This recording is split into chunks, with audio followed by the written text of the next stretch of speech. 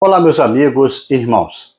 Que a graça e a paz do nosso Senhor e Salvador Jesus esteja com cada um de nós.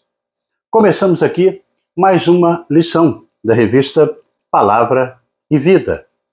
Essa revista que foi produzida pelo Departamento de Educação Cristã, juntamente com o Departamento de Comunicação da Convenção Batista Fluminense.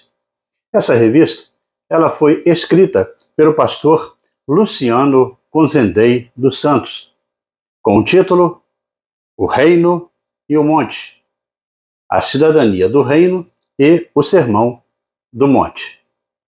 Mas antes de começarmos a apresentação desta nossa nona lição, que traz o título Perspectivas do Reino, eu te convido a se inscrever gratuitamente no nosso canal, no botão aqui embaixo, onde está escrito Inscreva-se. Curta, deixe o seu comentário e acione também o sino das notificações para você receber as lições no momento em que nós estivermos publicando. Compartilhe para que mais pessoas também possam, juntamente com a gente, desfrutar da aprendizagem na Palavra de Deus. Toda a semana nós estaremos publicando aqui uma nova lição para estudarmos juntos. A lição de número 9, como eu disse, ela traz o título Perspectivas do Reino. E tem o texto base no capítulo 6 do Evangelho de Mateus, dos versículos 19 até o versículo 21. E que nós estaremos lendo neste momento para a introdução dessa lição. E o texto nos diz assim: Não acumulem para vocês tesouros na terra, onde a traça, a ferrugem destroem, e onde os ladrões arrombam e furtam. Mas acumulem para vocês tesouros no céu, onde a traça e a ferrugem não destroem, e onde os ladrões não arrombam nem furtam. Pois onde estiver o seu tesouro, aí também estará o seu coração. Bem, irmãos, o objetivo da lição que nós estudaremos hoje é de que, ao final deste estudo, nós possamos ser desafiados a sermos cuidadosos em nossos atos e escolhas, com base nos verdadeiros valores do reino de Deus. Na última lição, aqui estudada, nós aprendemos sobre o jejum bíblico e também observamos que ele se relaciona com a renúncia e também a autodisciplina. Quando nós lemos o Sermão do Monte, fica bem notório que o que Jesus quer, na realidade, dos seus discípulos, de nós, é a sinceridade. Sermos sinceros, e serem sinceros naquela época, era o que Jesus queria e que quer. A sinceridade é a integridade, é a qualidade, a característica daqueles que estão inteiros, que não sofrem qualquer diminuição, que estão plenos. Quando a questão da prática religiosa, como iremos saber aqui nesse estudo, se a pessoa é sincera em relação à sua motivação para ser um cristão. Como vemos, se a pessoa realmente ela está preparada aí para seguir a Cristo. Como podemos ver isso? Vivemos num tempo onde cada vez mais as pessoas buscam na religião uma forma para aliviar os seus sofrimentos. E também, às vezes, para resolver os seus problemas. Não é mesmo? Mas qual a motivação certa para fazer estas coisas? A gente vai saber isso estudando como as pessoas lidam particularmente com as coisas materiais e aprendendo aqui nessa lição como as pessoas lidam com as coisas financeiras no seu dia a dia. Também poderemos ver como essa pessoa ela mostra a sua confiança em Deus ou não. Se o sentimento, aquilo que está no fundo do nosso coração, não for correto, tudo o que fizermos será uma prática vazia. Mais uma vez, nós estaremos aqui vendo a hipocrisia sendo repreendida por Jesus, pois o efeito dela é destruir a integridade de práticas úteis no reino de Deus, como na oração, no serviço, no jejum e também na disciplina. Os versículos que serão expostos adiante nos apresentarão 3 metáforas sobre a lealdade inabalável aos valores do reino. No versículo 19 ao 21, o texto vai falar do tesouro. No 22 e também no 23, irá referir-se à luz. E por último, no versículo 24, ele enfocará a escravidão. A vida cristã, na realidade, é uma vida de compromisso. A palavra compromisso é interessante pelo que, em sua etimologia, ela representa. Compromisso vem do latim compromittere, que une o sufixo com, que significa junto, e primotere, que quer dizer prometer. Seria então um acordo com uma outra parte, uma promessa mútua. Alguns sinônimos para compromisso são acordo, ajuste, um trato, uma convenção, um engajamento, uma promessa, uma obrigação, uma responsabilidade, uma incumbência e às vezes até mesmo uma dívida. É inconcebível uma vida cristã sem que haja um compromisso, sem que haja um engajamento com os ensinamentos de Cristo. Compromisso, inclusive compromisso este, que é muito mais que ir ao templo, cantar, contribuir e fazer algumas orações. Na verdade, é ser corpo, é participar, é sentir responsável e enfrentar e também entender que faz parte de um projeto de Deus para a salvação de todos os homens. Compromisso envolve coração, paixão, entrega, amor à obra de Deus. Se Deus não for o nosso maior tesouro, não conseguiremos abrir mão de alguns prazeres que são transitórios para nos dedicarmos a Ele. Isso porque, onde estiver o nosso tesouro, aí estará o nosso coração, como diz Mateus 6, no versículo 21. Na lição de hoje, então, aprenderemos e apreciaremos também os versos de 19 a 21, os quais foram lidos no início da nossa lição. Já aprendemos que na busca da justiça do reino, nós precisamos nos certificar de que nossas obras de justiça, especificamente as religiosas, sejam isentas de hipocrisia. E evitamos a hipocrisia, garantindo que o nosso objetivo final seja agradar somente a Deus. Por isso, todos os nossos atos, eles devem estar conforme as perspectivas do reino de Deus. Estamos acostumados a dividir a nossa vida em espiritual e material. Mas Jesus, ele não faz essa divisão. Em várias de suas parábolas, ele deixa claro que uma atitude correta em relação à riqueza e à marca da verdadeira espiritualidade. Os fariseus, eles eram cobiçosos e usavam a religião para ganhar dinheiro. Se temos aí a verdadeira justiça de Cristo em nossa vida, também teremos uma atitude correta em relação aos bens materiais. Em momento algum, Jesus ele exagera a pobreza ou critica o enriquecimento legítimo, lícito.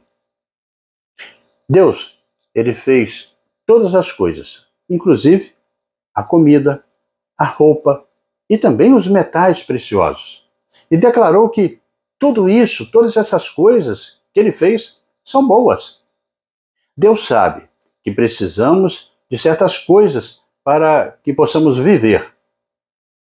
De fato, é Deus quem tudo nos proporciona ricamente para o nosso aprazimento. Não é errado possuir coisas, mas é errado permitir que as coisas nos possuam. O pecado da idolatria é tão perigoso quanto o da hipocrisia. E encontramos várias advertências contra a cobiça ao longo da palavra de Deus. Por esse motivo, esse assunto foi levado por Jesus aos seus ouvintes naquele Sermão do Monte. E será muito importante também estudarmos ele para o nosso crescimento também. E dessa maneira, irmãos, chegamos ao primeiro tópico da nossa lição, e que tem o título O Objetivo da Vida. O objetivo da vida. Objetivo é aquilo que nós pretendemos alcançar quando realizamos uma ação e temos nela um propósito.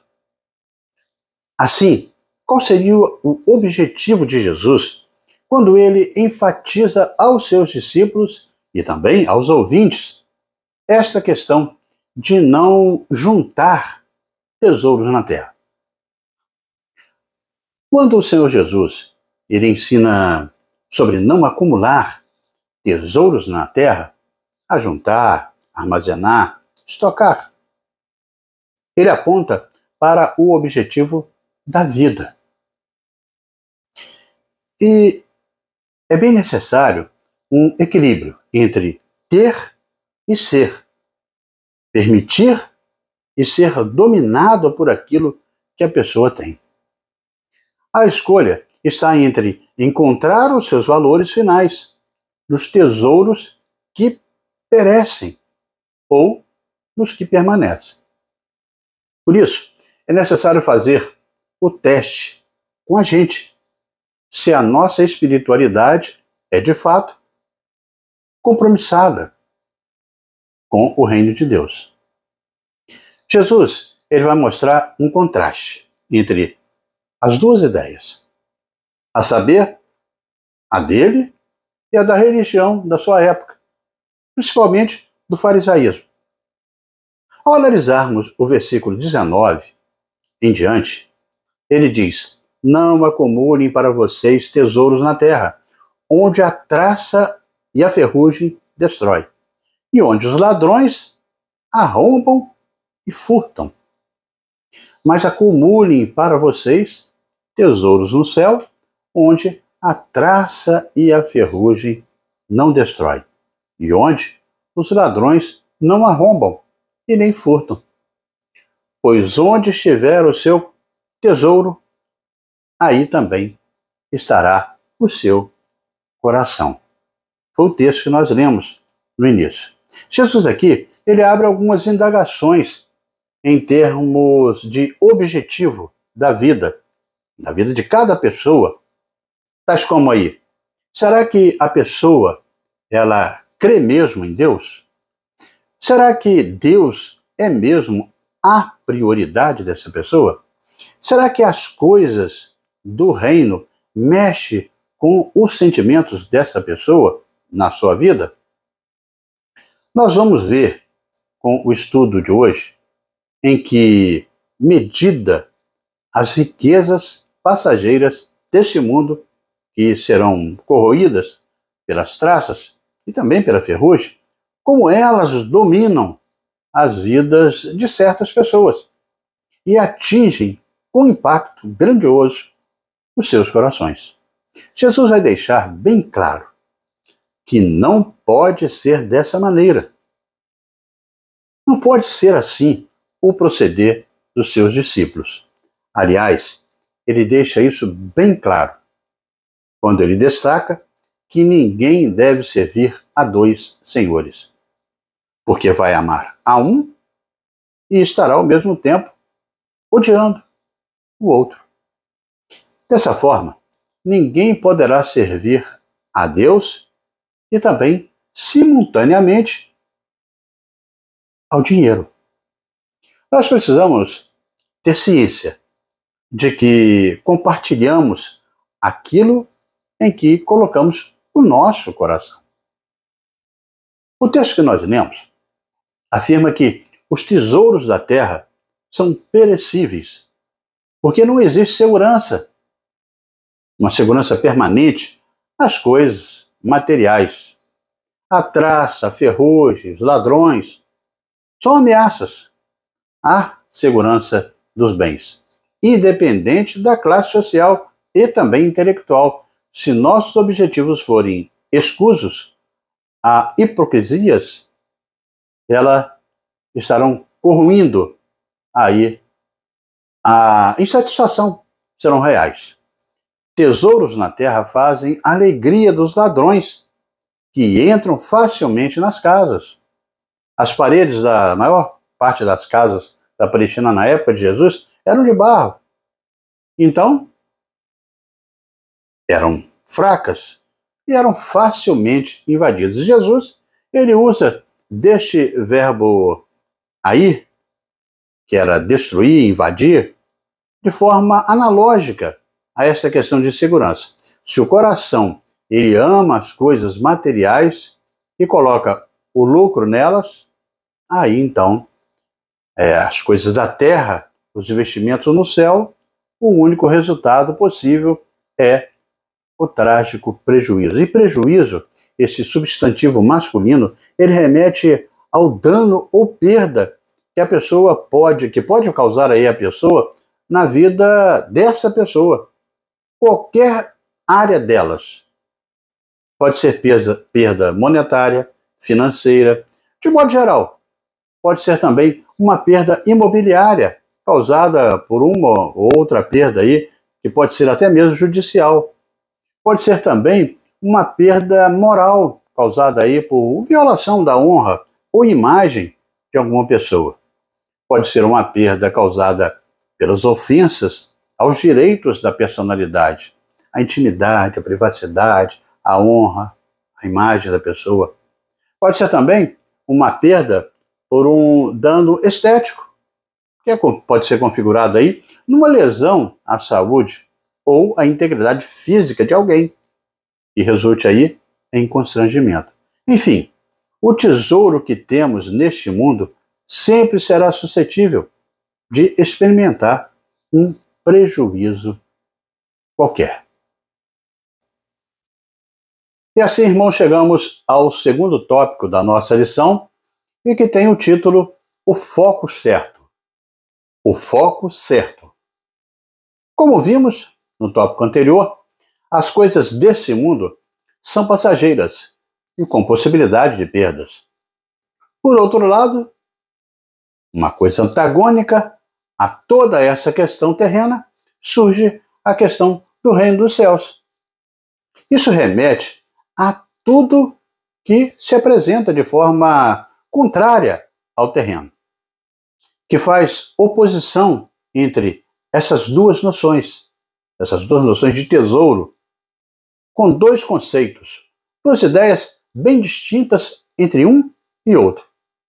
Jesus, no texto, ele apresenta conceitos contrários sobre o mesmo termo, a saber aí, tesouro. Porém, um está anelado às coisas terrenas, o outro às coisas dos céus. Diferente dos tesouros da terra, os tesouros do céu não expõem as pessoas a nenhuma perda. Não tem traça, a ferrugem não corrói e nem existe ladrão. Lá não tem inflação. Estes tesouros são resultados da aprovação divina que serão dados aos discípulos na consumação do reino. Jesus aqui, ele não está condenando todo tipo de riqueza, nem de roupa, de nada que possuímos como bem. Não está proibindo de que possamos adquirir coisas. Mas o que ele está enfatizando aqui é o amor a estas coisas. Isso é o problema central. Não é o dinheiro a raiz de todos os males, mas o amor ao dinheiro, como bem retrata o apóstolo Paulo em 1 Timóteo 6,10, onde ele diz que, pois o amor ao dinheiro é a raiz de todos os males. Algumas pessoas, por cobiçarem o dinheiro, desviaram-se da fé e se atormentaram a si mesmas com muitos sofrimentos. Assim declara o apóstolo Paulo. Então podemos, inclusive, nos tornar prisioneiros de coisas materiais, mas devemos ser libertos e controlados pelo Espírito de Deus. Se o coração ama as coisas materiais e coloca o lucro nesta terra acima dos investimentos no céu, o único resultado possível realmente é o trágico prejuízo. Os tesouros da terra podem ser usados para Deus, mas se ajuntarmos riquezas para nós mesmos, nós com certeza perderemos esses bens e junto com eles vai embora o nosso coração. Em vez de enriquecimento espiritual, experimentaremos aí um empobrecimento nesse sentido. Mas o que significa, pode ficar a pergunta, acumular tesouro no céu? Isso quer dizer usar tudo o que temos para a glória de Deus. É um desapego às coisas materiais da vida. Também significa medir a vida pelas verdadeiras riquezas, as riquezas do reino, e não pelas falsas riquezas deste mundo. O amor ao dinheiro, ele aguça a vaidade e também a temporalidade e a transitoriedade. São características aí da vaidade, pois antes da queda, o coração do homem se envaidece. Assim destaca Provérbios 18:12. Outro texto também que nos remete a essa questão está em primeira carta de João, no capítulo 2, no versículo 16 e 17, que diz que, pois tudo o que há no mundo, a cobiça da carne, a cobiça dos olhos e a ostentação dos bens, não provém do Pai, mas do mundo. O mundo e a sua cobiça passam, mas aquele que faz a vontade de Deus permanece para sempre. Essa, então, é uma mensagem muito atual de Jesus para o coração da gente hoje, nos dias atuais. Não somente para aquelas pessoas que ouviram o sermão do monte no início do ministério terreno de Jesus. Dessa forma, quando o texto base da nossa lição que nós lemos vai dizer para nós que nós não devemos acumular riqueza na terra, Jesus não está dizendo aqui, não está sugerindo que há um problema nas riquezas ou no dinheiro. O problema apontado por Jesus era a relação que o coração daqueles ouvintes, o nosso coração, hoje, essa relação que ele tem com esse dinheiro ou essa riqueza. Quando uma pessoa trabalha, tem o seu resultado do seu trabalho e é livre do poder do dinheiro sobre a sua vida, essa pessoa pode ser uma bênção, inclusive no reino de Deus. Mas quando a Bíblia, a palavra de Deus, ela fala em acumular riquezas, quer dizer que o coração da pessoa está nesta riqueza. Por conseguinte, existe aí um afastamento do seu coração das coisas de Deus, das coisas do céu, do reino dos céus. A atitude que desagrada a Deus é a do ser humano colocar os seus bens acima dos seus semelhantes. Essa atitude é pecaminosa e está muito distante daquilo que Jesus nos ensinou. A chave para este entendimento está em ninguém poder servir a dois senhores. Nós falaremos isso mais adiante em outras lições. Existia aí, e existe também, uma operação matemática conhecida como prova dos noves, ou noves fora, como muita gente diz. É um método para verificar erros realizados nas 4 operações aqui.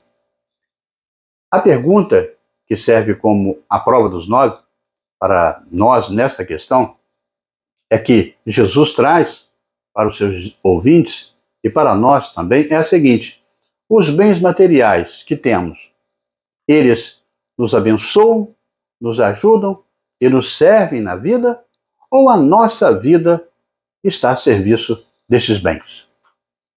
Tem gente que corre tanto atrás do dinheiro que nunca tem tempo em toda a sua vida, nem mesmo de desfrutar o que ele conquistou.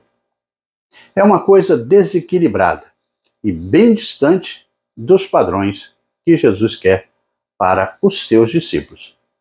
Desta forma, se o coração se apega demasiadamente, de modo a se escravizar ao dinheiro, com certeza a pessoa está em pecado. Na perspectiva do reino de Deus, precisamos ser comprometidos com os valores estabelecidos por Deus.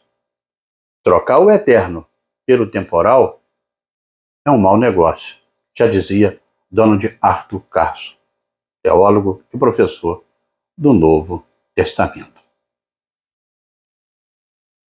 E nesse caminhar, irmãos, chegamos ao terceiro tópico da nossa lição, e que tem o título A Motivação Certa. A motivação certa. A Bíblia, ela nos dá alguns exemplos de pessoas que se perderam. Acã, por exemplo, desobedeceu a Deus, porque roubou coisas destinadas à destruição. Ele tomou das coisas condenadas, tomou para si, como diz Josué 7:21. Qual foi o pecado de Acã? Ele, além de pegar as coisas condenadas, ele tentou utilizar aquelas coisas para o uso pessoal. O ciclo pecaminoso é claramente identificado. Ele viu, ele cobiçou e tomou. O coração dele não estava no reino dos céus, mas estava nas coisas da terra. O jovem rico também, ao qual Jesus assim encontra, amava o dinheiro, desejava a vida eterna, mas tinha o coração dominado pelas riquezas e por isso não se alegrou com a intervenção de Jesus em sua história, porque tinha motivações erradas. Não o reino dos céus, mas as coisas da terra. Precisamos ter cuidado em acumular com motivações erradas, pois nosso coração estará lá, como diz o versículo 21. O coração do homem sempre está nas coisas que ele acumula. Precisamos cultivar uma lealdade inabalável aos valores do reino de Deus e ter também prazer em tudo o que Deus aprova. Buscar, empenhar-se aí em procurar até encontrar. Porque as coisas lá do alto. Como orienta o apóstolo Paulo em Colossenses 3, nos versículos de 1 e 2, que diz: portanto, já que vocês ressuscitaram com Cristo, procurem as coisas que são do alto, onde Cristo está sentado à direita de Deus. Mantenha o pensamento nas coisas do alto e não nas coisas terrenas. Assim declarava o apóstolo Paulo. No texto de Mateus 6:19, Jesus também orienta os seus ouvintes a não acumular tesouros na terra, onde a traça e a ferrugem destrói, como lemos, e onde os ladrões arrombam e furtam. Observe o verbo destruir. Destruição denota muita intensidade na perda de algo. A ideia que o texto nos dá aqui é assim como um fogo, ele destrói o que está sendo queimado. O apego às riquezas pode destruir a vida de uma pessoa, acabar com ela. Os seus valores, o seu caráter. Certamente, muitas pessoas podem se lembrar aí das denúncias no passado aí, envolvendo algumas autoridades em conchavo com diferentes pessoas que solapearam aí, desviando verbas públicas para o enriquecimento pessoal. Outras aceitando até mesmo o suborno para oferecer e receber vantagens em licitações e algumas outras coisas mais. Eis aqui o alerta da sabedoria. Cuidado, que ninguém o seduza com riquezas. Não se deixe desviar por suborno, por maior que ele seja. Acaso a sua riqueza, ou mesmo todos os seus grandes esforços, dariam a você apoio e alívio na aflição? Este texto está registrado lá em Jó, no capítulo 36, no versículos 18 e 19. Veja bem, irmãos, o dinheiro ele é uma parte necessária à vida e certamente não é intrinsecamente mal, nem bom. Ele é uma das muitas coisas da vida de um cristão, dos quais aí o Senhor, na verdade, ele que é o dono, mas permite que usemos como seus mordomos. Quando utilizamos corretamente as coisas que ele coloca ao nosso dispor e mantemos uma atitude correta com relação a elas, quando adotamos aí a atitude errada com relação às coisas, é que nós entramos em problema. Usando certo, não. Se desenvolvemos um amor, um desejo desordenado por essas coisas, isso torna-se aí um pecado em nossas vidas. Novamente, o dinheiro e os outros bens materiais não são pecaminosos em si mesmos. Na verdade, são muito bons. Isso se nos comportarmos e praticarmos a boa mordomia. Deus pode achar adequado permitir que usemos parte deles. No entanto, é bom que, digamos que, logo que não existem garantias. O evangelho da prosperidade, que alguns estão pregando por aí, e é tão falso e vazio quanto uma nota de R$3. Na verdade, a Bíblia, ela nos diz que nosso caminhar com Cristo, ele será duro. E quanto mais perto procurarmos estar dele, mais difícil ficará essa caminhada. Porém, feliz é aquele que escolhe este caminho. Neste aspecto, o cristianismo ele é absolutamente diferente em comparação com todas as religiões do mundo. E assim chegamos, irmãos, à conclusão desta nossa 9ª lição da revista Palavra e Vida deste trimestre. No Evangelho de Lucas, no capítulo 12, no versículo 15, destaca que Jesus, então, recomendou: tende cuidado e guardai-vos de toda e qualquer avareza, porque a vida de um homem não consiste na abundância dos bens, isso que ele possui. Perceba que em Mateus 6:1 até 18, descreve uma vida particular do cristão. Em Mateus 6:19 a 34, ele vai tratar dos negócios públicos no mundo. Como cristãos, cada ação que empreendemos, mesmo que aparentemente secular, possui uma dimensão espiritual. A maioria de nós exerce uma profissão no ambiente secular e manifesta o sagrado em meio à sociedade também. Em Colossenses 3, 23 e 24, o apóstolo Paulo destaca o seguinte: tudo o que fizerem, façam de todo o coração, como para o Senhor, e não para os homens, sabendo que receberão do Senhor a recompensa da herança. É a Cristo o Senhor que vocês estão servindo. O Dr. John Stott, ele, um eminente teólogo e também escritor, diz que a essência do Sermão da Montanha foi o apelo de Cristo aos seus seguidores para serem diferentes de todos os demais. E mais uma vez, brilhantemente, ele nos diz que o tesouro do céu é seguro. Medidas de precaução para protegê-lo são desnecessárias. Não precisamos de apólice de seguro por ser indestrutível.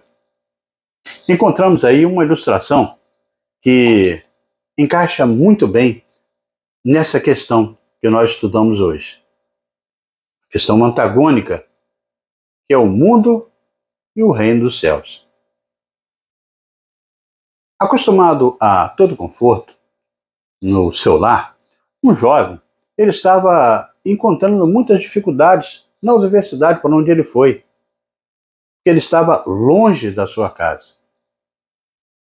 Além de ter que suportar aí o estudo, que era muito pesado, ele também cuidava da casa onde ele morava. E para tal, ele tinha que conviver até com muita disciplina para isso. O horário para as refeições, a arrumação da casa, as dependências do imóvel que ele ocupava. Havia ainda outra dificuldade mais séria. Não havia dinheiro que chegasse. O jovem, ele escrevia periodicamente para o seu pai: pai, mande dinheiro. E o seu pai respondia, né? Leia a Bíblia, meu filho. O tempo ia passando e as dificuldades do jovem aumentando. O rapaz estranhava que o seu pai, ele sempre era tão liberal, agora ele não mandava mais o dinheiro. Ele só sabia falar, leia a Bíblia. Com grandes dificuldades, o rapaz, ele chegou ao período de férias. Seu pai foi buscá-lo de carro, né? E, ao ouvir as lamentações, o menino dizia, né? O rapaz dizia que tinha pedido para que mandasse dinheiro por centenas de vezes e que o pai, ele não tinha enviado. Só mandava ler a Bíblia. E o pai perguntou ao filho se ele tinha lido a Bíblia. A resposta foi que não. Ele confessava aí. O jovem dizia que ele não leu nem sequer uma vez a Bíblia. Então o pai respondeu para o seu filho que aquela era a razão da sua dificuldade. Pediu então para buscar a Bíblia. A Bíblia que ele tinha dado ao seu filho no início da universidade. Ele pediu ao filho para que ele abrisse o livro. O jovem, então, abriu a sua Bíblia. Ela estava repleta de notas de alto valor, que o pai ali secretamente tinha colocado. Assim, irmãos, a riqueza que precisamos para uma vida que agrade a Deus está na sua palavra, está em seus ensinamentos. Muito mais que dinheiro, nas Escrituras emanam ensinos verdadeiramente valiosos. Assim como aquele jovem precisava do dinheiro do seu pai para o sustento, nós precisamos da palavra do Pai para uma vida plena e abundante. Diferentemente do jovem da ilustração, que nós possamos obedecer sem reservas e de pronto a orientação do Pai. E dessa forma, irmãos, chegamos ao nosso momento para pensar e agir com as 3 reflexões que nós fazemos sempre ao final de cada lição da nossa revista Palavra e Vida. Primeira delas, observando o que estudamos, podemos afirmar que nossas perspectivas são as perspectivas do reino de Deus. A segunda questão, seus objetivos glorificam a Deus? São equilibrados e salpicados dos valores que Jesus ensinou? Terceira reflexão, você se preocupa com o verdadeiro lucro da vida cristã? Irmãos, nós vimos hoje o que Jesus questionou, ou seja, a falsa e aparente religiosidade dos seus dias, e trouxe uma proposta diferente. A postura de Jesus é peculiar e que mostra o que está por trás da falsa religiosidade, principalmente daqueles homens, e o que realmente mexia com os corações deles. A lição de hoje nos falou também que para os nossos comportamentos também, para os dias de hoje, quanto à questão do dinheiro e também um apego às coisas materiais, e o lugar certo disso tudo aí em nossas vidas, em referência aí ao amor às coisas de Deus. Quando nós nos deparamos com essas questões tratadas na lição de hoje, devemos evocar a prática. Ao pensarmos em um pensamento aí religioso e numa aparente espiritualidade, o que importa mesmo é se Deus é a minha força, se Ele é a nossa prioridade em tudo que nós depositamos. Porque o que Deus quer é realmente que o nosso coração esteja no tesouro dos céus. Que você possa utilizar aquilo que você tem, aquilo que Deus dispôs para você na obra do Senhor. E que o Senhor possa se alegrar com o seu comportamento nessa área tão importante das nossas vidas, como assim colocou Jesus para os seus discípulos no Sermão do Monte. E assim, amigos e irmãos, terminamos mais uma lição da revista Palavra e Vida. Mas antes de você sair, eu te convido a se inscrever no nosso canal, no botão aqui embaixo, onde está escrito Inscreva-se. Curta, deixe o seu comentário, acione aí o sino das notificações e compartilhe para que mais pessoas também possam desfrutar do conteúdo para a edificação de cada um na aprendizagem da Palavra de Deus. Na próxima semana, nós estaremos estudando a lição de número 4, a lição de número 10, com o título Olhos Bons e Generosos. Olhos Bons e Generosos. Nós estaremos publicando aqui esta nova lição, se Deus assim nos permitir. Amém?